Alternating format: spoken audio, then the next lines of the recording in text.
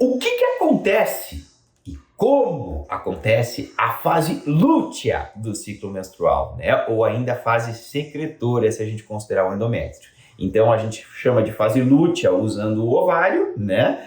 Ou a gente chama de fase secretora quando a gente fala em relação ao endométrio.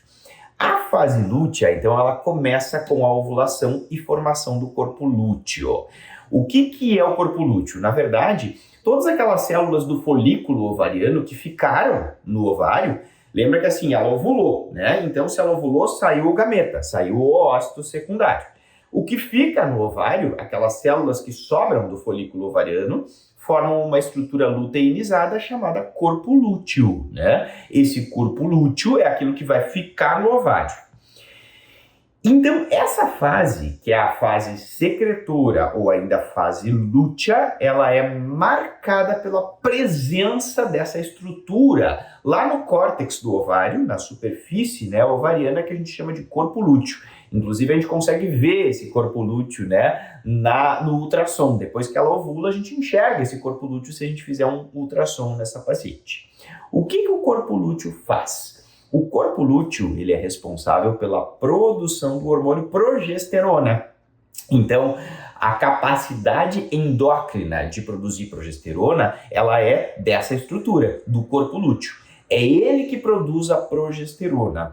Então, a progesterona, ela só entra em cena na segunda fase do ciclo menstrual. Na primeira fase, quem domina é o estrogênio. Então, o estrogênio, ele tem que dominar justamente para poder proliferar o endométrio. Na segunda fase, que é a fase lútea ou secretora, quem domina é a progesterona, porque é ela a responsável por pegar esse endométrio, que foi previamente proliferado pelo estrogênio, e estimular ele a produzir aqueles mucopolissacarídeos, ou mucopolissacárides, como quiser falar, né?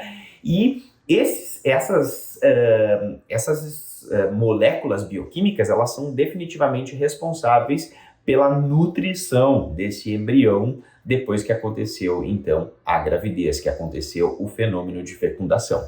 Então, olha como o corpo é perfeito, né? A progesterona, ela faz com que o endométrio, ele se torne capaz, apto a receber aí essa nova vida que chega. Então, a gente tem basicamente aí o fenômeno, né, de produção de progesterona para preparar esse endométrio para uma gravidez.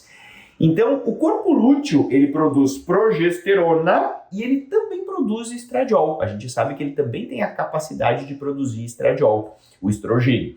Só que o estradiol, ele não segue proliferando o endométrio na fase secretora, né, ou fase lútea.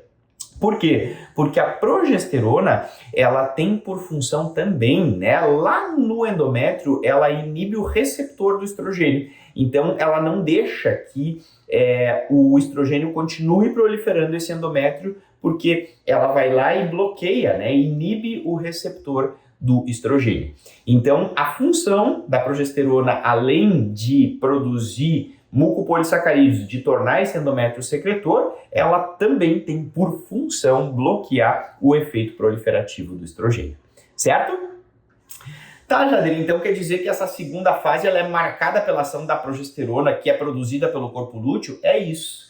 E essa segunda fase, gente, ela é muito mais, eu diria que matemática, né, do que a primeira fase. Porque o corpo lúteo, ele tem um tempo de duração que é fixo, é 14 dias. Então, se a gente for pegar assim, ó, o quanto que dura o corpo lúteo lá no córtex ovariano, é 14 dias. Tá, mas isso varia de mulher para mulher, não varia? Não varia. É uma das poucas coisas, né, em medicina, em biologia, né, que são estanques, são fixas, são matemáticas, são extremamente racionais. O corpo lúteo é 14 dias, ponto final. Ele não fica mais, não dura mais do que 14 dias, nem menos do que 14 dias. Se eu for pegar o corpo lúteo de uma mulher aqui no Brasil, de uma mulher lá na Europa, de uma mulher lá na Ásia, lá na África, é 14 dias que dura o corpo lúteo.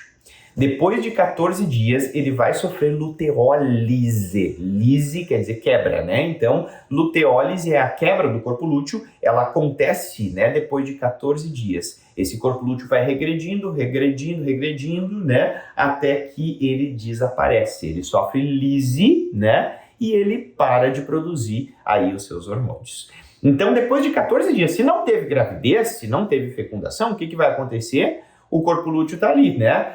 Tá bombando progesterona, produzindo, né, estrogênio e progesterona.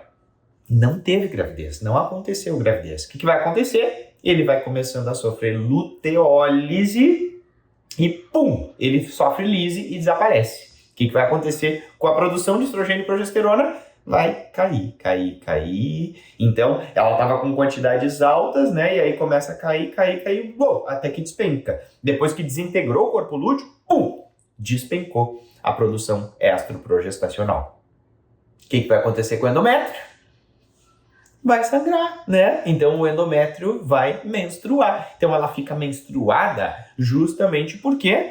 Porque eu tinha aquele endométrio, né, que tinha crescido, olha só, né, o estrogênio construiu, né, é que nem um prédio, ele foi lá e construiu, e aí a progesterona lixou as paredes, ela pintou as paredes, deixou todo o prédio prontinho para alguém morar, né? Então, olha só a perfeição da natureza, de novo, né, não me canso de dizer isso.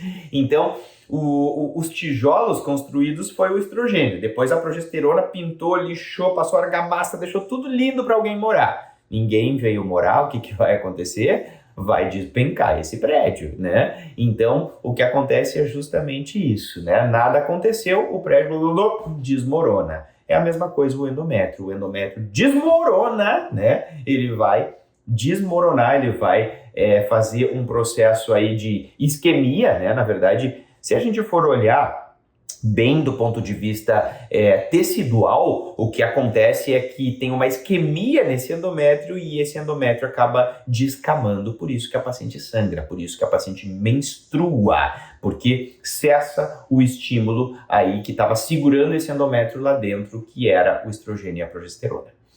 Certo? Ah, entendi, Jader, beleza. Tá, e aí quando ela menstrua, já começa a nova fase, né? Uma nova fase proliferativa, né? Ou ainda a fase folicular, exatamente. Tá, mas como é que isso vai acontecer? Olha que legal. Quando cai a produção de estrogênio e de progesterona, a gente sabe que o retrocontrole, o feedback do estrogênio, ele é negativo sobre o FSH, não é? Ou seja, quanto mais estrogênio, menos FSH. Se o estrogênio caiu, né, porque o corpo lúteo desintegrou, então caiu lá no pé, né, a produção de estrogênio, de estradiol. O que vai acontecer com o FSH? A hipófise diz assim, ó, eu tenho que começar a produzir mais FSH. É isso que acontece. A hipófise, ó, começa a bombar FSH na circulação, justamente porque o estrogênio caiu. E se o FSH começa a subir, ela começa a selecionar folículos para o próximo ciclo. E aí as coisas todas se encaixam, né? Por isso que as pessoas começam o ciclo menstrual com FSH alto. Justamente por quê? Porque caiu o estrogênio, desencadeou aquela alça de retrocontrole, de feedback com a hipófise, né? E a hipófise começou a produzir, se o estrogênio está baixo, é porque eu tenho que começar a bombar FSH na circulação dessa pessoa. E aí, então, por isso que a hipófise começa a aumentar a produção de FSH. E aí, então, esse FSH já começa o ciclo alto justamente para poder selecionar, né, esses folículos para o próximo ciclo, para o ciclo subsequente.